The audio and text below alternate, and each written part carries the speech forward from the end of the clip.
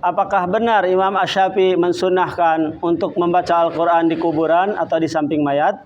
Taib, di sini ada dua kitab, yaitu kitab Al-Adhkar karya Imam An-Nawawi, dan yang kedua ada kitab Riyadhus Shalihin.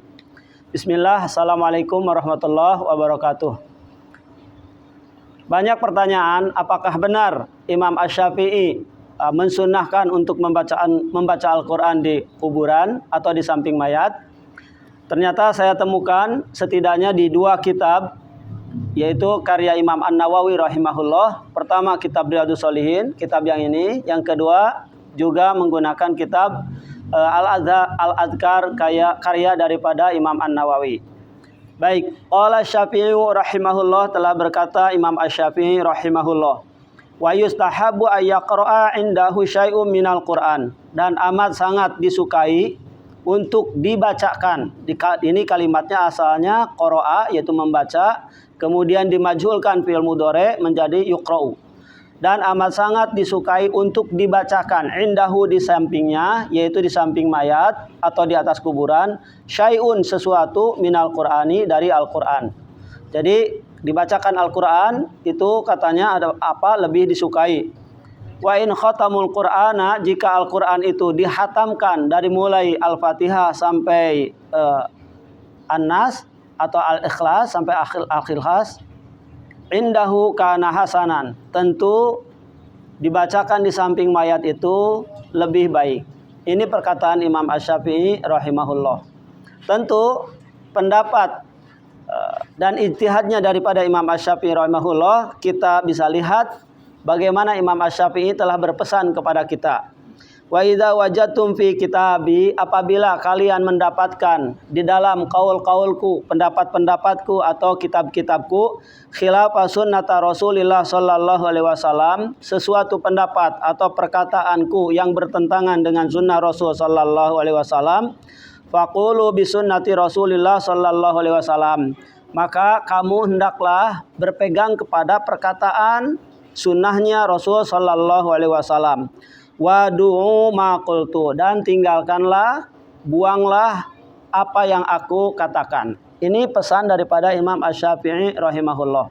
Sebab kita tidak menemukan irsyad, petunjuk, maupun fi'lun, pekerjaan dari Nabi sallallahu alaihi wasallam ataupun sabda dari Rasul sallallahu alaihi wasallam kalau kita berziarah ke kubur atau kita berada di samping mayat untuk membacakan sesuatu Al-Quran.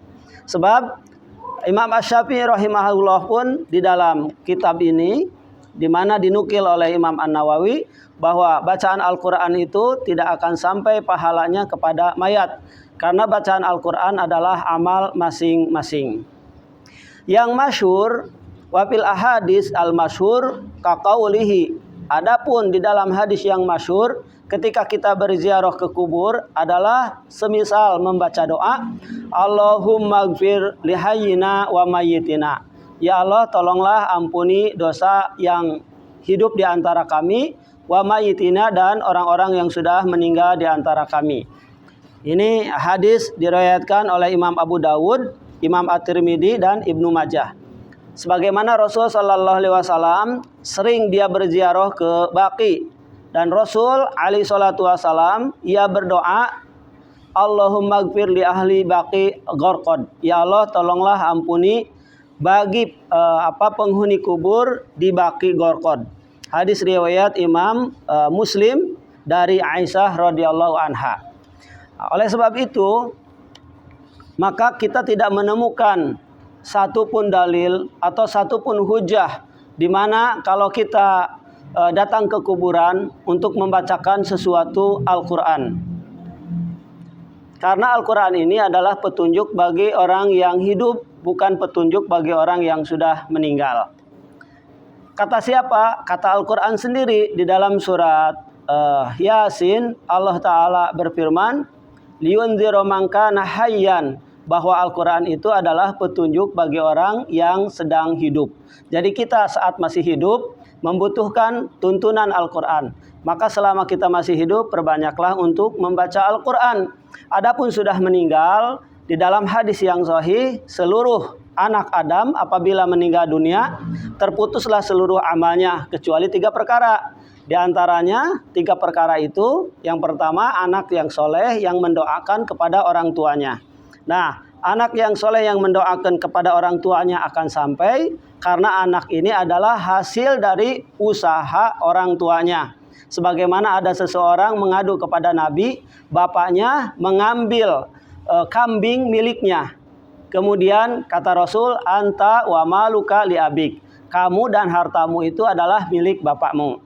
Nah, jadi kalau kita berdoa umpamanya setelah membaca Al-Quran, kemudian ya Allah, disebabkan ayah saya, ibu saya telah mengajarkan kepada saya, telah mendidik kepada saya, maka tolong ya Allah ampuni dosa-dosanya. Maka ya Allah tolong berikan pahala kepadanya. Tentu kalau anaknya akan sampai. Adapun kalau tetangga atau orang lain yang tidak ada hubungan kerabat, maka tidak ada satupun petunjuk dari Nabi SAW maupun pekerjaan daripada sahabat untuk mengirimkan bacaan Al-Quran. Kemudian yang kedua, bahwa yang akan sampai kepada mayat adalah amal atau sedekah jariah. Tentu sedekah jariah itu adalah amal dirinya ketika ia hidup. Dan yang ketiga, yang tidak asing lagi yakni menyebarkan ilmu yang bermanfaat. Inilah sebagai hujah atau dalil sekuat-kuatnya dalil di mana Imam Asy-Syafi'i telah memberikan kepada kita wejangan atau memberikan kepada kita koridor qarinah di mana tidak boleh mengikuti kepada beliau manakala bertentangan atau berbeda dengan pendapat apa yang dibawa oleh Rasul sallallahu alaihi wasallam. Maka patokan kita adalah manakala ada irsyad, ada petunjuk dari Nabi, kita ikuti. Manakala Nabi sallallahu alaihi wasallam tidak berpesan, juga tidak berbuat, maka kita tidak melakukannya. Semoga bermanfaat. Barakallahu fikum. Assalamualaikum warahmatullahi wabarakatuh.